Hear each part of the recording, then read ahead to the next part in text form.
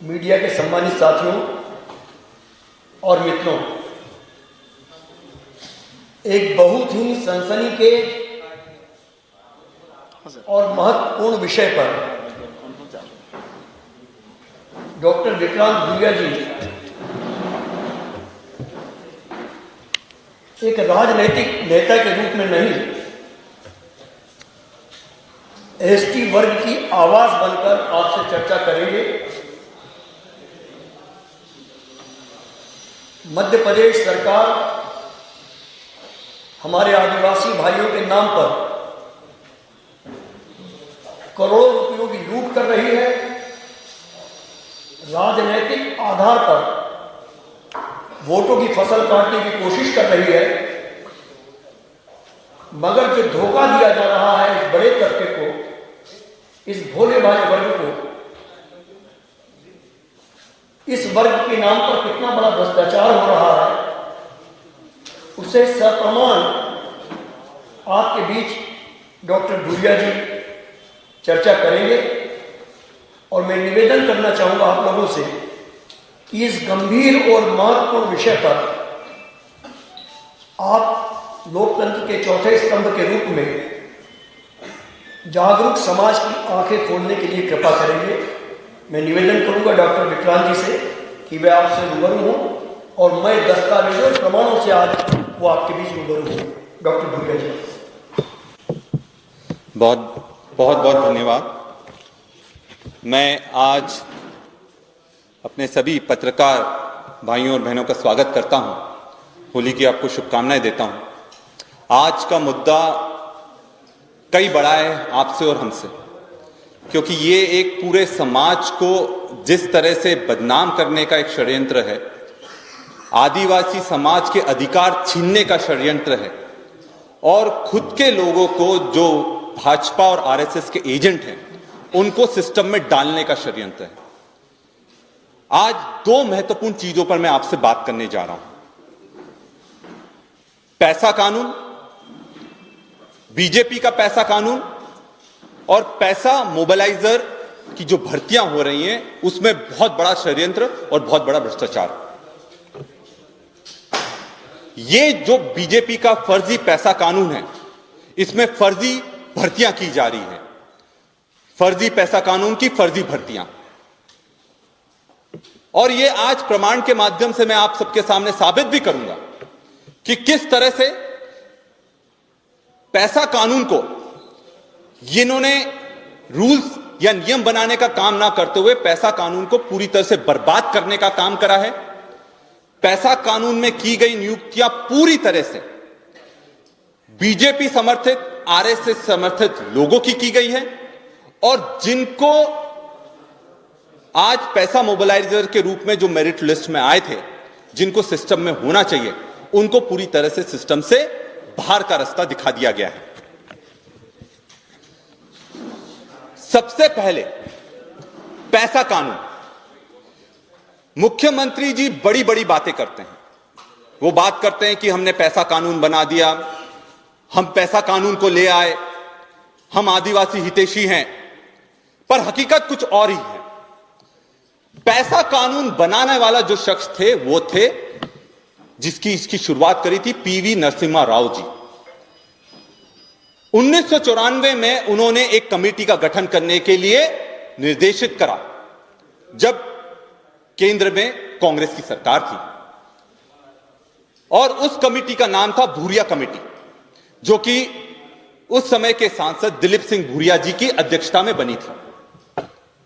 और यह नियम बनकर संसद से पास हुआ 1996 में, 1996। तो जो पैसा कानून बना है वो 1996 में बन चुका था।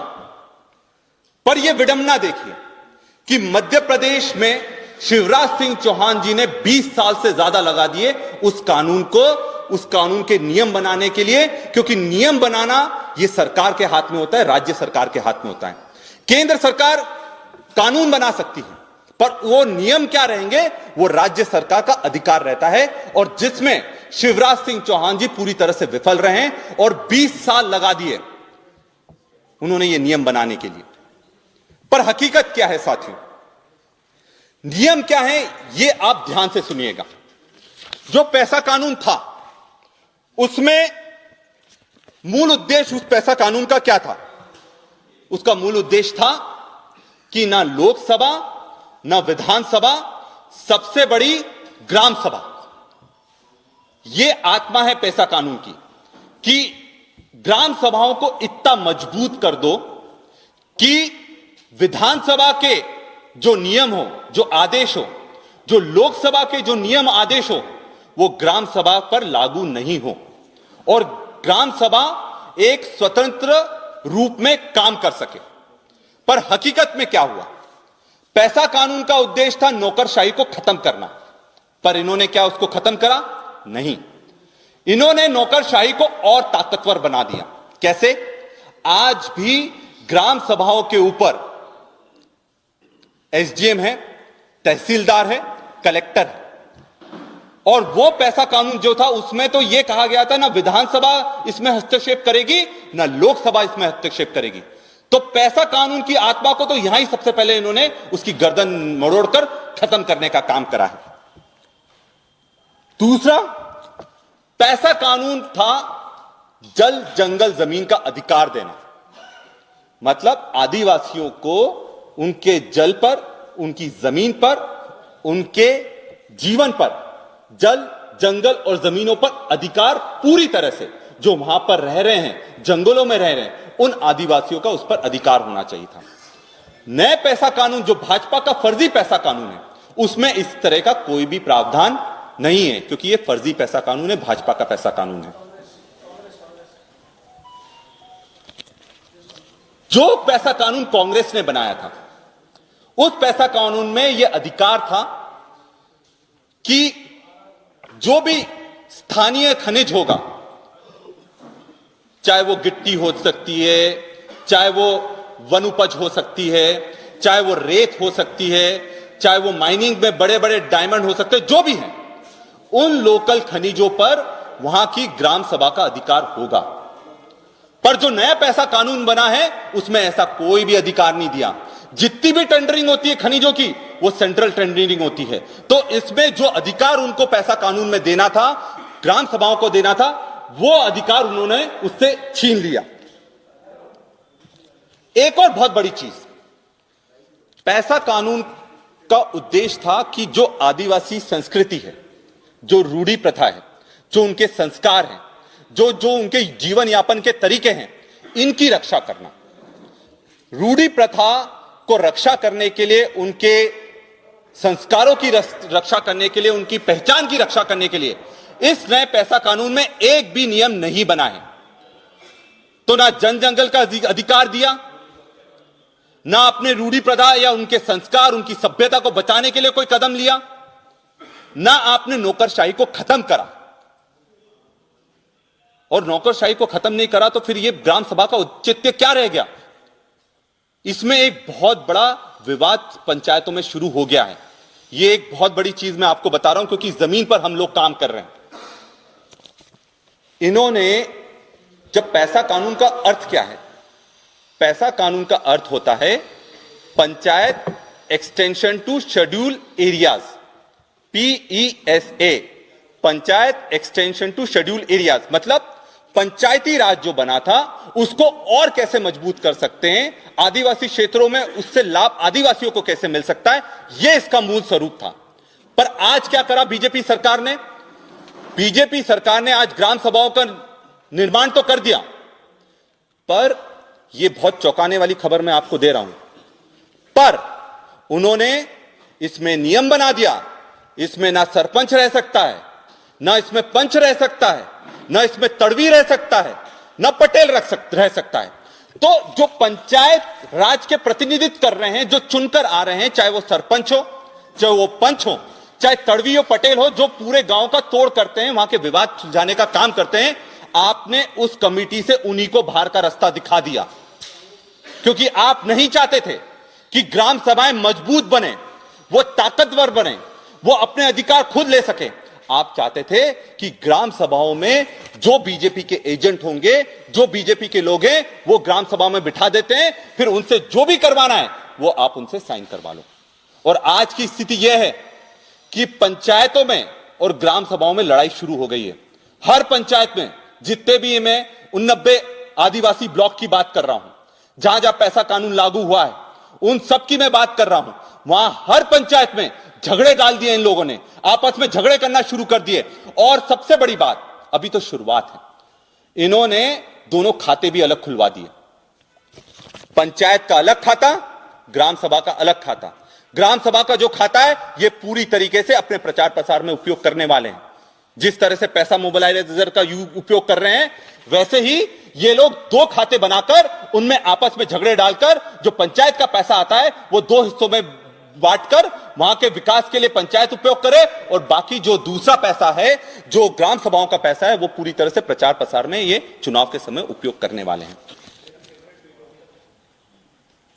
साथियों, ये जो भावना है, एक आदिवासी होने के नाते मैं आप सबके सामने रख रहा हूं, क्योंकि हम लोग बहुत ज्यादा पीड़ा में हैं। अब जो इसका दूसरा महत्वपूर्ण चीज है, मैंने आपको बताया कि पैसा बनाया किसने, पैसा कानून लाया कांग्रेस पार्टी। इन्होंने सिर्फ नियम बनाए, इन्होंने पैसा कानून नहीं बनाया। किस तरह से जो इन्होंने पैसा बनाया वो पूरी तरह से फर्जी है। अब इन्होंने जो नियुक्तियां करी है वो फर्जी कैसे, वो भी मैं आपको बता रहा हूं। प्रदेश में आदिवासियों के हित में पैसा कोऑर्डिनेटर की भर्ती योजना एक बड़े घोटाले में तब्दील हो चुकी है। मध्य प्रदेश में 89 आदिवासी बाहुल्य ब्लॉकों में पैसा कानून लागू करवाना, उसके बाद प्रचार प्रसार के लिए प्रदेश में भाजपा सरकार ने एक सेड मैप के माध्यम से, जो संस्था है उसके माध्यम से आवेदन बुलाए। वो जब आवेदन बुलाए, जिसकी जो शुल्क था वो 500 से 600 रुपए था। आवेदक से फीस वसूली गई, उसमें करोड़ों रुपए इस सरकार ने कमाए, क्योंकि ब्लॉक कोऑर्डिनेटर की 1750 पद निकले, 17,050 आवेदन आए, और जो जिला कोऑर्डिनेटर के 20,000 से ऊपर आवेदन आए। इन्होंने इसमें 5 करोड़ से ज्यादा का पैसा कमाया। उसके बाद जब मेरिट लिस्ट जारी हो जाती है, एकदम से इंटरव्यू कॉल आते हैं। इंटरव्यू कॉल जैसे ही आते हैं पिछले साल 2022 में, जनवरी फरवरी में, उसके बाद जब वहां इंटरव्यू देने लोग पहुंचते हैं, उसके बाद उनको बोला जाता आपके इंटरव्यू को स्थगित कर दिया गया है, इस पूरी प्रक्रिया को स्थगित कर दिया गया है। और आज तक उसका कारण किसी को नहीं पता है। नहीं उसके स्थगित करने के लिए सरकार की तरफ से किसी भी तरह का बयान आया है। यह साफ दिखाता है कि चोर की दाढ़ी में तिनका है। उन्होंने गलती करी, अब उसको छुपाने के लिए बहुत सारी चीजें वो कर रहे हैं। उसके बाद अब उन्हीं पैसा कोऑर्डिनेटर और मोबिलाइजर के लिए इन्होंने एमपी कॉन, एक आउटसोर्सिंग की एजेंसी है, एमपी कॉन आउटसोर्सिंग एजेंसी के माध्यम से इन्होंने अपने अपने लोगों को इसमें पूरी तरह से बिठा दिया, बिना किसी क्राइटेरिया के। सिर्फ बीजेपी और आरएसएस के प्योर जो लोग हैं, जो उनके लिए काम करते हैं, प्रत्यक्ष या अप्रत्यक्ष रूप से, या बीजेपी के लोगों के रिश्तेदार हैं, या भाई भतीजावाद, जो बीजेपी इतनी बड़ी बड़ी बातें करती है कि भाई भतीजावाद की, जय शाह तो एक जीता जागता मॉन्यूमेंट है। उसके अलावा इन्होंने इसमें सारे बीजेपी के नेताओं के बच्चों को भर दिया है। आप जब इसकी तहकीकात करेंगे और जब इसकी गहराई में जाएंगे, तब आपको पता लगेगा बीजेपी के परिवार के लोग या बीजेपी के कार्यकर्ता इसमें पूरी तरह से लोगों को भर्ती कर दिए। और ये बड़ी बात क्यों है? ये बड़ी बात इसलिए है क्योंकि ये नौकरी छोटी मोटी नहीं है। ये नौकरी जो ब्लॉक कोऑर्डिनेटर की नौकरी है वो 25,000 रुपए की है। जो डिस्ट्रिक्ट कोऑर्डिनेटर की नौकरी है पैसा की, वो 45,000 रुपए की है। यहां 10,000 रुपए कमाने में आदमियों के पसीने निकल जाते हैं। और ऐसे लोगों को नौकरियां दे दी गई हैं जिनका कोई ना भविष्य था, ना उनका पास्ट कुछ रहा है, सप्लीमेंट्री आई है, और उसके बाद उनको बस ये क्राइटेरिया में पास हो गए कि वो बीजेपी के लिए या आरएसएस के लिए काम कर रहे हैं। हमारे जो सवाल हैं वो सवाल सीधे सीधे हैं। यदि आपको एमपी कॉन से भर्ती करना था तो सेड मैप से विज्ञापन क्यों निकाला गया? अगर एमपी कॉन से पहले ही भर्ती करनी थी, आपको आउटसोर्सिंग करनी थी, तो आप विज्ञापन ही नहीं निकालते। और ना आप किसी और संस्था से उसके आवेदन मंगवाते? क्यों आवेदनों की मेरिट सूची जारी करने और साक्षात्कार पत्र भी जारी करने के बाद किसी अपरिहार्य कारण बताकर साक्षात्कार निरस्त कर दिया गया? आज तक वो कारण उन आवेदकों को क्यों नहीं बताया गया जिन्होंने फीस जमा कर आवेदन किए थे? आखिर सरकार ऐसा क्या छिपा रही है? आवेदकों से जो करोड़ों रुपए लिए, जो राशि ली, उस राशि का क्या हुआ? अभी तक उन आवेदकों की फीस क्यों नहीं लौटाई गई? भाजपा सरकार का क्या यही सुशासन है? जो 119 नियुक्तियां हुई, एक और एक बड़ा खुलासा मैं आपके सामने कर रहा हूं।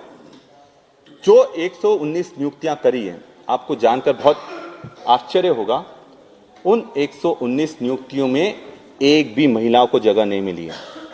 ये जो बीजेपी सरकार महिला सशक्तिकरण की बात करती है, महिलाओं को सम्मान देने की बात करती है, लाडली बहना योजना के नाम से चुनावी वोट बटोरने की बात करती है, ऐसा क्या हो गया कि 119 जो नियुक्तियां करी आपने एमपी कॉन के माध्यम से, उसमें एक भी महिला को आपने जगह नहीं दी?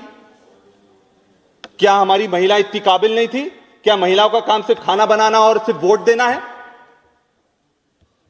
या फिर रतलाम में जो इनने घटना करी जिसमें मंच पर अश्लील प्रदर्शन करवाया गया महिलाओं से और आज तक उसके लिए माफी नहीं मांगी, क्या महिलाओं का इतना ही प्रयोजन है?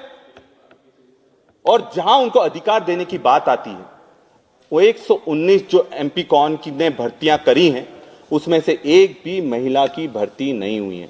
ये अपने आप में बहुत शर्मनाक है और शिवराज सिंह चौहान जी और भाजपा के दामन में एक बहुत बड़े दाग के रूप में है। हम ये चाहते हैं कि अगर आपको एमपी कौन से करवाना था तो आपने सेड मैप से क्यों करवाई? और दूसरा एक और इसका पहलू यह है, व्यापम और या फिर कर्मचारी चयन आयोग या लोक सेवा आयोग से आपने चयन क्यों नहीं करवाया? आपकी एजेंसीज हैं, क्या आपको उन पर जरा सा भी भरोसा नहीं है? आपने खुद की एजेंसी छोड़कर एक बाहर की आउटसोर्स एजेंसी को आपने एक इतनी बड़ी जवाबदारी दे दी कि आपको हर पंचायत तक जाने का अधिकार दे दिया। 45,000 रुपए सैलरी हर महीने फिक्स कर दी, 25,000 रुपए सैलरी फिक्स कर दी। आपने व्यापम कर्मचारी चयन आयोग या लोक सेवा आयोग से यह चयन क्यों नहीं करवाया? और दूसरी बात, अगर एमपी कौन ने यह करा है तो क्या उसमें आरक्षण का पालन हुआ है? क्या उसमें यह चीज का पालन हुआ है? मेरिट लिस्ट को ध्यान में रखकर वो अपॉइंटमेंट करेगा कि नहीं करेगा, यह कौन देखेगा? इसकी भी जांच होना चाहिए। और हम तो मांग करते हैं कि इसमें सीबीआई जांच होना चाहिए, क्योंकि यह बहुत बड़ा घोटाला है, भ्रष्टाचार है आदिवासियों की अस्मिता के साथ में।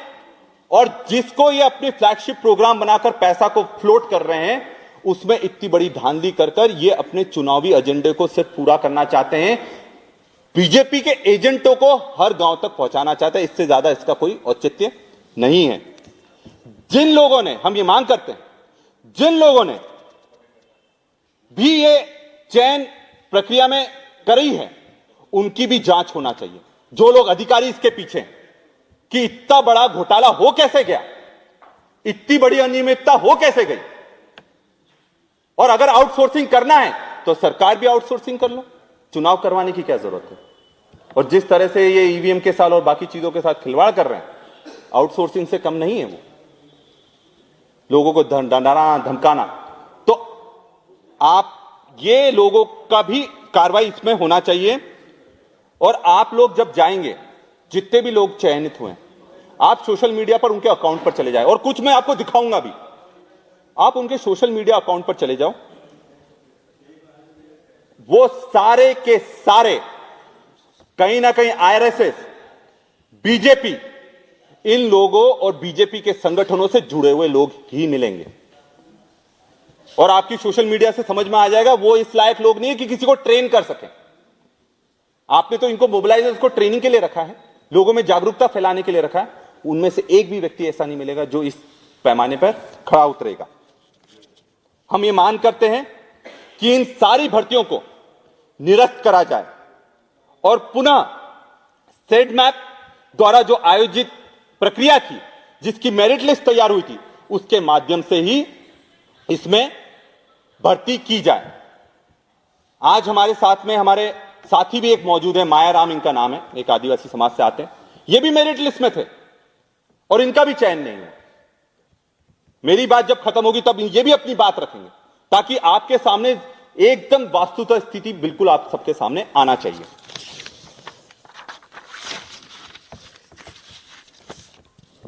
ये जो भर्तियां हुई है किसके निर्देश पर हुई हैं, किस नियम से हुई है, यह सरकार को बताने की बहुत ज्यादा आवश्यकता है। इसकी उच्च स्तरीय जांच होना चाहिए ताकि इसमें पर्दाफाश षड्यंत्र का हो और यह चीज दोहराई ना जाए, जो योग्य अभ्यर्थी हैं उनके साथ छलावा नहीं हो, क्योंकि ये जो पढ़े लिखे लोग हैं उनके साथ बहुत बड़ा छल किया गया है, सरकार द्वारा कपट किया गया है। और इस भर्ती परीक्षा में फर्जीवाड़े में जो भी लिस्ट पाया जाता है उसके खिलाफ एफआईआर होना चाहिए। एक बहुत बड़ी बात यह है कि शिवराज सिंह चौहान जी आदिवासियों को एक वोट बैंक की तरह देखते हैं, उनका किसी तरह से भला नहीं कर सकते। नहीं तो बैकलॉग की 1.5 लाख के जो पद खाली पड़े थे आज तक वो भरे नहीं गए। इसके लिए जवाबदार है, जिम्मेदार कौन है? शिवराज सिंह चौहान, बीजेपी सरकार है। पैसा कानून को लागू करने में, उसके नियम बनाने में, जो सरकार, राज्य सरकार नियम बनाती है, कानून तो पहले बन गया, पर जो नियम बनाती है राज्य सरकार, उन नियम बनाने में इनने 20 साल लगा दिए। पैसा कानून बनाया हमने और उसको पूरी तरह से बर्बाद करने का काम ये भाजपा सरकार कर रही है। मेरिट को पूरी तरह से धज्जियां उड़ा दी सरकार ने। अब कुछ चीजें मैं आपके सामने ला रहा हूं, इसके पत्र आपके पास आ जाएंगे, अभी मैं प्रोवाइड करवाऊंगा। ये एक नियुक्तियां, अलग अलग नियुक्तियां, मैं कुछ उदाहरण दे रहा हूं क्योंकि ऐसी बहुत सारी है और आप खुद जाएंगे आपको भी मिलेगी। ये दिनेश वसूनिया व्यक्ति हैं जिनको जिला समन्वयक बनाया है, मतलब 45,000 रुपए महीना। इनका योग्यता क्या है? इनकी योग्यता है कि ये तलवार लेकर काम करते हैं, तलवार लगाकर, टोपी लगाकर ये आरएसएस के कार्यकर्ता के रूप में, बीजेपी के कार्यकर्ता के रूप में काम कर रहे हैं। ये इनकी योग्यता है। दूसरा, ये नियुक्ति है श्यामलाल की, झिरनिया की, खरगोन की। इनकी योग्यता क्या है? इनकी योग्यता है ये काली टोपी लगाते हैं, ये आरएसएस के व्यक्ति हैं, ये इनकी योग्यता है। उससे ज्यादा इनकी कोई योग्यता नहीं है। इससे भी बड़े वाले हैं, वो भी मैं बता रहा हूं, रुको। इसके बाद आते हैं अपने बैतूल से शंकर चौहान। ये शंकर चौहान कौन है? इनका तो फोटो बहुत ही शानदार है, ये बंदूक के साथ खड़े हुए हैं। तो क्या इसमें चयन तलवार वाले, टोपी वाले और बंदूक वालों का ही हुआ है? क्या जो योग्य लोग हैं उनके लिए इन भर्तियों में कोई जगह नहीं थी? और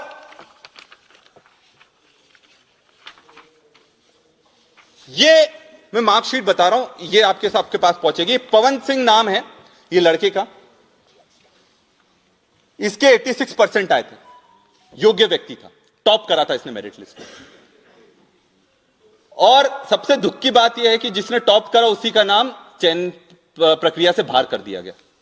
तो मैंने आपको दिखाने की कोशिश करी एक झलक में कि जितनी भी नियुक्तियां हुई हैं उनके एजेंटों की हुई है, और जो कांग्रेस के नहीं थे, जो बीजेपी के नहीं थे, जो लोग बीजेपी के नहीं थे और जो भले ही टॉप भी कर लें, मेरिट में भी आ जाएं, पवन सिंह जैसे लोग, तो उनको इस प्रक्रिया में कोई भी जगह नहीं मिली है। मैं चाहूंगा, मेरे साथी मायाराम मेरे साथ बैठे हैं क्योंकि इन्होंने खुद ने उस प्रक्रिया में शामिल हुए, ये भी आपसे बात करना चाहते हैं, ये भी आपको कई बातें बताएंगे। मायाराम भाई, आप बताइए। ये लीजिए।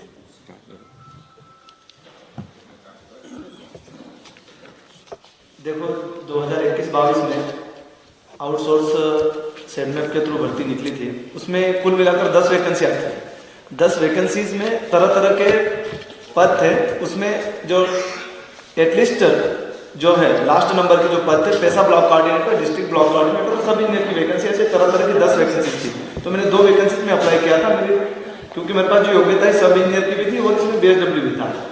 तो मैंने दोनों वैकेंसी में अप्लाई किया। तो सब इंजीनियर मेरा मेरिट लिस्ट में नाम नहीं है, पैसा ब्लॉक कोऑर्डिनेटर में मेरा मेरिट लिस्ट में नाम था। 596 नंबर पे नाम था अल्फाबेटिक ऑर्डर के हिसाब से। तो उसी समय उन्होंने 2022 में 8/2/2022 में एक दिन पूर्व स्थगन लेटर निकाला और उसमें एक रीजन डाल दिया कि अपरिहार्य कारण की वजह से ये इंटरव्यू लेटर आपका स्थगित किया जाता है, इंटरव्यू कॉल स्थगित किया जाता है।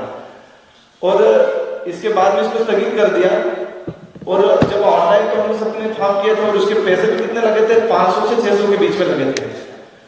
तो कुल मिलाकर पैसा ब्लॉक कोऑर्डिनेटर में ऑनलाइन रिकॉर्ड में तो 17,586 फॉर्म है पैसा ब्लॉक कोऑर्डिनेटर, और जिला जो डिस्ट्रिक्ट ब्लॉक कोऑर्डिनेटर उसमें 20,078 फॉर्म, और वैसे ही सब इंजीनियर के लिए भी 20,000 से ऊपर फॉर्म थे। तो ये पैसा उन्होंने सब कलेक्शन कर लिया और इसके बाद में इंटरव्यू कॉल लेटर जो दिए थे वो तो आए नहीं। जब हमको 2023 में 1.5 साल बाद पता चला कि इसमें तो नियुक्तियां हो चुकी है, मेरे मित्र लोगों ने मेरे को बताया कि महाराज तुम्हारा तो इसमें इंटरव्यू के लिए कॉल लेटर आया था, क्या हुआ? तो मैंने पूछा यार क्या हो गया होगा, तो अपने को नहीं मालूम होगा। पर जब मैंने पता किया क्या ऐसे तुम्हारे से 33% के जो है जो मैट्रिक्स बना है सेट में पे उसके मुताबिक 33% वालों का और तुम्हारा 56% हो रहा है उस हिसाब से। तो मैंने थोड़ा लोड लिया, फिर उनका मैंने से जानकारी निकले तो हमारे यहाँ से दल सिंह सोलंकी भूतपूर्व विधायक रहे, उनके लड़के का हुआ रवि सोलंकी, जहाँ पे मेरा होना था क्योंकि एसटी कैटेगरी जब पैसा एक्ट है एसटी कैटेगरी में मेरा ही होना था वहाँ पे, क्योंकि पैसा जो एक्ट है सिर्फ एसटी कैटेगरी पे ही लागू होता, तो एसटी वालों को इसका प्रावधान है। फिर बाद में जिले में पता किया मैंने, कोई मनीष डुडवे करके हैं, तो वो कोई जनजातीय संघर्ष मोर्चा के जिला अध्यक्ष निकले कहाँ से, बड़वानी से। फिर ये पूर्व विधायक के लड़के तो ये भी संघ से जुड़े हुए हैं। इसके बाद में झिरनिया में श्यामलाल डावर करके, तो वो भी संघ से जुड़े हुए हैं। तो इनकी कोई योग्यता नहीं। फिर मेरे को मित्र लोगों के फोन आए कि भैया इनकी तो कोई योग्यता नहीं, इनकी तो उम्र हो चुकी है, इनको क्या आता है। फिर बाद में हमको थोड़ा गुस्सा आया कि नहीं ये तो गलत हो रहा है। तो ऐसे हमारे से सरकार ने करोड़ों रुपए ठगे हैं। ये मानो कि 8-10 करोड़ रुपए इकट्ठे कर लिए, उन्हीं के पैसों में से उनको भर्तियां दे रहे हैं और हमको ही बेवकूफ बना रहे हैं, ताकि उनके जो है बूथ लेवल के कर्मचारी तक पहुंच जाए कर्मचारी बन के, और उनके पास कोई योग्यता है ही नहीं। और जहाँ ट्रेनिंग देने जा रहे हैं वो लोग, अभी मैंने कल भी पता निकाला तो वो भाषा भी वही आरएसएस की यूज कर रहे कि हमको राष्ट्रहित में सेवा करना है। तो राष्ट्रहित में क्या सेवा मांग रहे हो, बाकी लोग राष्ट्रहित में नहीं कर रहे क्या? तो वहीं से वो बोले उनसे योग्यता जो पंचायत लेवल पे काम कर रहे मोबिलाइजर जिनकी नियुक्ति व्यवस्थित हुई थी वो लोग योग्य काम कर रहे हैं और उनसे ज्यादा योग्यता रखते हैं। ब्लॉक कोऑर्डिनेटर, पैसा ब्लॉक कोऑर्डिनेटर, सब इंजीनियर इस तरह के 10 वैकेंसी सेट में के थ्रू निकली थी, उसमें करोड़ों रुपये सरकार ने कमाए। उन्हीं पैसों में से उनके जो आरएसएस संघ से जुड़े हुए उनके जो रिश्तेदार है उन्हीं को इसमें भर्तियां दी है। तो मैं चाहता हूं कि ये सेटमेप की जो भर्ती है इसको जो मेरिट लिस्ट जारी हुई थी उसी के थ्रू उनका इंटरव्यू हो और उन्हीं लोगों की भर्ती हो, ताकि वो लोग योग्य थे, उन्होंने मेहनत की है, उनके परसेंटेज भी अच्छे हैं। और बाकी जो अभी जो लोग कार्य कर रहे हैं वो लोग सब फर्जी तरीके से आए हैं, पिछले रास्ते से आए हैं और ये सब बीजेपी के एजेंट के थ्रू कार्य कर रहे हैं। Thank you. एक दो चीजें उसमें मैं और जोड़ना चाहूंगा कि एक बहुत बड़ी विडंबना है कि सरकार एग्जाम करवाएंगे, हम एग्जाम करवाएंगे, एग्जाम करवाकर आवेदन बुलाती, एग्जाम के लिए आवेदन बुलाती है, पैसे ले लेती है, पर वो पैसा कहां जाता है? आज 5 से 10 करोड़ रुपए जो इकट्ठा हुआ, आपने पूरी एग्जाम स्थगित कर दी, पर वो पैसा वापस नहीं करा। या तो सेटमैप और जो अधिकारी है उन पर कार्रवाई हो। इस तरह का जो उन्हें धोखाधड़ी करी है, धोखाधड़ी में सेटमैप पर कायमी होना चाहिए, उनके जो अधिकारी उन पर कायमी होना चाहिए, ईओडब्ल्यू उस पर कायमी करना चाहिए, पर ऐसा कुछ भी नहीं हो रहा है। और एक बहुत 2 नाम मैं आपके सामने लाना चाहता हूं। कई महीनों से जब भी इस तरह का कुछ कांड होता है, धोखाधड़ी होती है, समाज के साथ खिलवाड़ होता है, 2 लोगों के नाम बहुत प्रमुखता से आते हैं। वो 2 नाम हैं, एक तो मुख्यमंत्री के ओएसडी लक्ष्मण मरकाम का और एक इंदौर के हैं निशांत खरे जी का। मुझे यह लगता है कि इन्होंने, शिवराज सिंह चौहान जी ने इन दोनों लोगों को आदिवासी समाज की सुपारी दे रखी है कि आप इस समाज को कैसे तोड़ सकते हैं। जो डरा सकते हो डराओ, जिनको धमका सकते हो धमकाओ। आज इंदौर में कोचिंग इंस्टीट्यूट की क्या स्थिति है? पहले आवाज निकलती थी, वो लड़कों की आवाज उठाते हैं, आज उनको डरा धमकाकर कोचिंग इंस्टीट्यूट को बंद करने का धमकी देकर उन सबको घर बिठा दिया गया है, एफआईआर कर दी गई है। कोचिंग इंस्टीट्यूट के संचालकों को जिला बदल के नोटिस जा रहे हैं। ये कौन से देश में हम रह रहे हैं? कौन से प्रदेश में हम रह रहे हैं? जहां पढ़ाने वाले को ही दोषी बनाया जा रहा है, जो लोगों का भविष्य बनाता है उन्हीं को दोषी बनाया जा रहा है। और समाज बहुत नाराज है, क्योंकि जिस तरह से जिनका अधिकार है, जो पढ़ते हैं, लिखते हैं, मेहनत करते हैं, पसीना बहाते हैं, उधार लेकर आते हैं, घर में खाने के लिए अनाज नहीं होता है तब भी पढ़ाई कर रहे हैं, इंदौर आकर पढ़ाई कर रहे हैं, भोपाल आकर पढ़ाई कर रहे हैं, वो 1 साल 2 साल 3 साल 4 साल 5 साल पढ़ते पढ़ते उनकी जीवन यूं ही निकल जाता है, और घर वालों का पैसे भेजते भेजते पूरा जीवन निकल जाता है। और जब एग्जाम होता है तो एग्जाम को या तो स्थगित कर दिया जाता है, नियुक्ति हो जाए तो फिर उनको नियुक्ति पत्र नहीं मिल पाता, और ये सब एग्जाम्स के साथ हो रहा है। मतलब 4 साल से एक भी नियुक्ति नहीं हुई। अभी विधानसभा में इन्होंने जो जवाब दिया कि जो रोजगार मेले लगाए इन्होंने, और इनका टारगेट 2 लाख 3 लाख 4 लाख था, उसमें सिर्फ 21 लोगों की नियुक्ति कर पाए। अरे सरकार का यह काम अगर 21 लोगों को नियुक्ति करनी है तो आपकी जरूरत क्या है? बिचौलियों के दम पर व्यापम के काम एक के बाद एक करते जाते हैं। इनके मंत्रियों का नाम आता है शिक्षक वर्ग 3 की भर्ती में, उनका कॉलेज का नाम आता है, उसके बाद सब कुछ ठंडा हो जाता है, एक के खिलाफ भी एफआईआर नहीं होती है। मेरे खिलाफ एट्रोसिटी एक्ट करवाया लक्ष्मण सिंह ने। लक्ष्मण सिंह मरकाम ने एट्रोसिटी एक्ट करवाया। मैं लक्ष्मण सिंह मरकाम जी को बोलना चाहूंगा, आप अगर समाज के बेटे हो तो समाज के साथ खड़े रहो, बीजेपी के एजेंट बनकर काम मत करो, और जो आपने सुपारी ली है समाज को खत्म करने की, क्योंकि इनको वही लोग पसंद आते हैं। क्योंकि मैंने एक जवाब सुना कि जब इनसे पूछा गया कि आपने सेड मैप की एग्जाम को क्यों आपने निरस्त कर दिया, और सरकार से सवाल पूछा था, किसी व्यक्ति से नहीं करा गया था, और एमपी कौन से करवा लिया।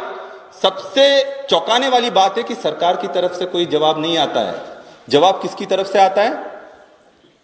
जो सुपारी ले रखी है जिसने, समाज की, लक्ष्मण मरकाम की तरफ से जवाब आता है। वो भी जवाब कैसे आता है? सोशल मीडिया पर जवाब आता है। ये कोई अधिकारी का काम है कि सोशल मीडिया पर निकाल दे कि भैया ये इसलिए नियुक्ति हुई, इसमें ये प्रकरण है, इसमें ये। इस तरह की चीज बिल्कुल भी समाज सहन नहीं करेगा, और निशांत खरे जी को भी यह चीज समझना चाहिए। समाज को तोड़ने के लिए, समाज के युवाओं को बरगलाने के लिए जो जितनी ताकत लगा रहे हैं, अगर समाज कल्याण में वो ताकत लगाएं तो समाज कहां से कहां पहुंच जाता है। तो आप के सामने हमें ये सब बातें रखनी थी, और जो समाज की जिन लोगों ने सुपारी ले रखी उनका नाम भी उजागर करना था।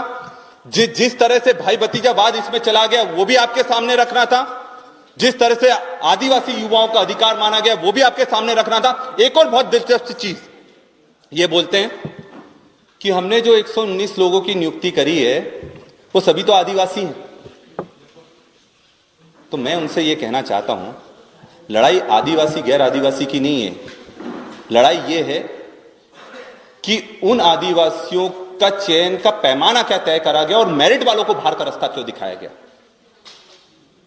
और सिर्फ जो बीजेपी आरएसएस के एजेंट है और जो उस पद के लिए बिल्कुल भी व्याप्त नहीं है, या फिर वो कोई भी ऐसी डिग्री नहीं रखते हैं या कोई क्वालिफिकेशन नहीं रखते हैं। आज मैं एक डॉक्टर हूं, सर्जन हूं, अगर मैंने डिग्री करी होगी तभी तो किसी को ऑपरेशन में कर पाऊंगा। अगर किसी बिना डिग्री वाले को ऑपरेशन करवा लेंगे तो क्या हुआ? यहां समाज का ऑपरेशन हो रहा है, यहां समाज का एक ऑपरेशन चल रहा है जिसमें पैसा कानून के माध्यम से उसको मजबूत करने का काम था, और वो सर्जरी के माध्यम से ऐसे लोगों को वहां पर कर दिया जो पूरी तरह से उसके हाथ पैर काटकर फेंक देंगे। और ऐसा हम होने नहीं देंगे, क्योंकि हम अभी तक जिंदा हैं और आखिरी तक इस लड़ाई को लड़ने के लिए पूरी तरह से तैयार हैं। बहुत बहुत धन्यवाद।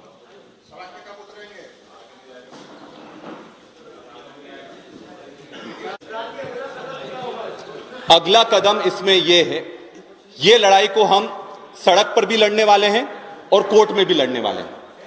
इसके लिए हम एक पीआईएल भी दायर करेंगे और हाई कोर्ट में केस भी लगाएंगे, ताकि हम दोनों तरफ से, क्योंकि ये सरकार बहुत ही निर्लज है, इनको बिल्कुल भी शर्म नहीं है। युवाओं के रोजगार खाने के बाद भी ये सीना तान कर बोलते हैं कि हमने तो सही करा।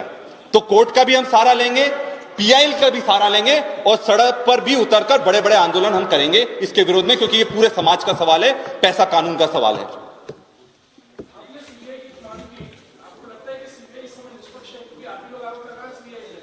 देखिए क्या होता है, सीबीआई पूरी तरह से इनके पक्ष में काम कर रही है, इसमें कोई संदेह नहीं है किसी तरह का भी। पर जब सीबीआई की जांच होती है तब असली चेहरे सबके उजागर होते हैं। सजा उनको नहीं देना ये तो सरकार निर्धारित कर लेती है। हम तो ये चाहते हैं कि जिन लोगों ने भी इसमें गलत काम करा है उनका चेहरा उजागर होना चाहिए, ताकि समाज को भी पता लगे कि कौन लोग आपके हैं और कौन लोग आपका नुकसान कर रहे हैं। सर, आपके विधानसभा में अभी जो आगामी दूसरा चरण उसका शुरू होगा, पहले भी कई बार इसकी रिक्वायरमेंट कही गई थी, तो आपने आज जो मुद्दे उठाए तो आपके पार्टी के नेता क्या संसद का विधानसभा की कोई जांच कमेटी की रिक्वायरमेंट करेंगे जिसमें वो सदस्य भी हो, या आगे के एक्स डीजीपी या ऐसे लोग को सदस्य बनाए जाएं? डेफिनेटली इसमें सीबीआई जांच के साथ साथ एक उच्च स्तरीय लोकल लेवल पर भी कमेटी विधानसभा के माध्यम से और विधायकों के माध्यम से गठित होना चाहिए।